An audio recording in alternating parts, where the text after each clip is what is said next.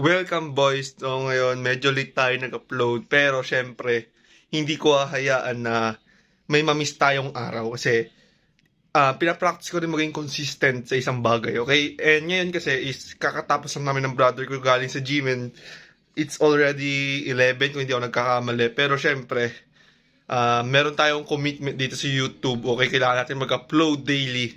And ngayon mga pare, gusto ko lang sabihin sa inyo na kailangan, kahit hindi nyo feel gawin yung isang bagay, is gagawin nyo pa rin.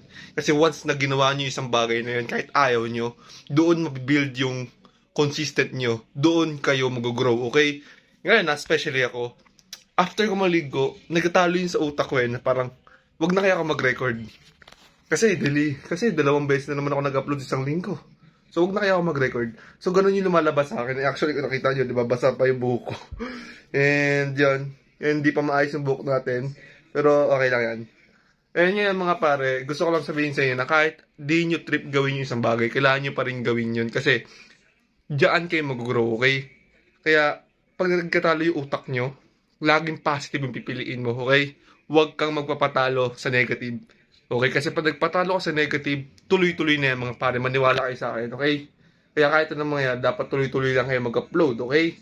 And kahit saan, sa workout, kailangan daily rin kayo nag-workout. Ako, kayo na rin, kumain muna kami kasi, ngayon kasi may tinuturuan kami sa gym, so gabi kami nag-gym ngayon. So, kanina, medyo tinatabad kami ng brother kasi syempre, busog, di ba, ang dami nakain. Pero syempre, kasap kasi ngayon mga pare, is bulking tayo, okay? Bulking lang tayo mga pare ngayon. And yan, syempre, kailangan kahit hindi nyo kahit hindi nyo feel isang bagay, gagawin nyo siya. Kasi gusto nyo mag-improve, okay? Kaya, ito lang isang kong masasabi sa inyo. Gawin nyo nang gawin kahit ayaw nyo. Basta tama, okay? Basta nasa tamang pat ka, gawin mo yun.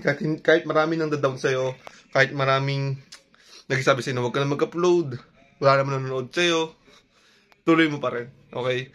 Kasi, okay, sabi nga nila sa finish line, okay? Finish line, for example, may finish line. Di ba makakapunta ka pa rin naman sa finish line kahit naglalakad ka lang? Kahit gumagapang ka lang. Kahit gumagapang ka lang, makakapunta ka pa rin sa finish line. Ganon din sa buhay, mga pare. Okay, kahit naglalakad ka lang, kahit gumagapang, ibig sabihin nun, kahit mabagal yung progress mo, tuloy mo lang. Kasi, makakapunta ka pa rin sa finish line, okay? Makukuha mo pa rin yung finish line, okay? Huwag kang magpapadala sa mga, ay, bakit yung ibang tao, ang bilis nilang sumikat sa YouTube, ang bilis nilang sumikat yung social media nila. Bakit sa akin, isang taon na akong, or 2 taon na ako nagre-record, nag-upload. Hindi pa rin ako sikat, hindi pa rin ako kilala, hindi pa rin nag-grow yung social media ko. Okay lang yan mga pare, okay? Tandaan nyo, yung buhay natin is marathon, hindi siya sprint. Okay, huwag nyo ikumpara yung chapter 3 nyo sa chapter 5 ng ibang tao. Kanya-kanya naman tayo ng chapter, kanya-kanya tayo ng, iba't-iba tayo ng journey. Hindi naman di-forget na yung journey is mabilis na rin dapat sa'yo, okay? Magkakaiba tayo, hindi naman di-forget mabilis yung journey niya. Wala na agad siya problema makukuha, or wala na agad siyang magiging problema. Diba? Lahat tayo magkakaroon tayo ng kanya-kanyang challenge sa buhay. Kaya wag niyo i-compare yung chapter niyo sa chapter ng ibang tao. Yun lang, subscribe, let's go.